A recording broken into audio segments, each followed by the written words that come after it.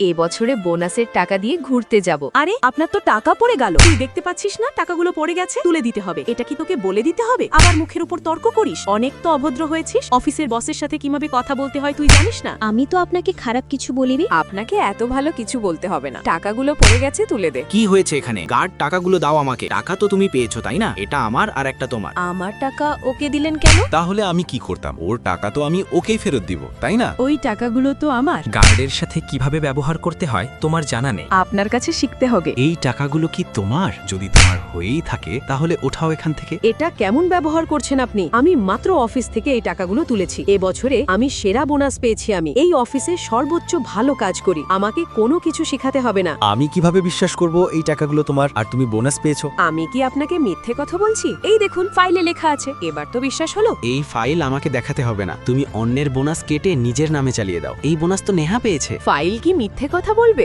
না, আমি আপনাকে মিথ্যে বলছি। তুমি ভুল করেছো। তুমি নিহার কাছে ক্ষমা চাও, না হলে তোমাকে চাকরি থেকে বের করে দেব। আপনি কার্ডের সাথে আমার তুলনা করছেন? করব না আপনার চাকরি। হ্যালো বন্ধুরা, তোমরাই বলো আমি ওকে কি শাস্তি দেব। আর ভিডিওটি ভালো লাগলে লাইক করে চ্যানেলটিকে সাবস্ক্রাইব করে দাও।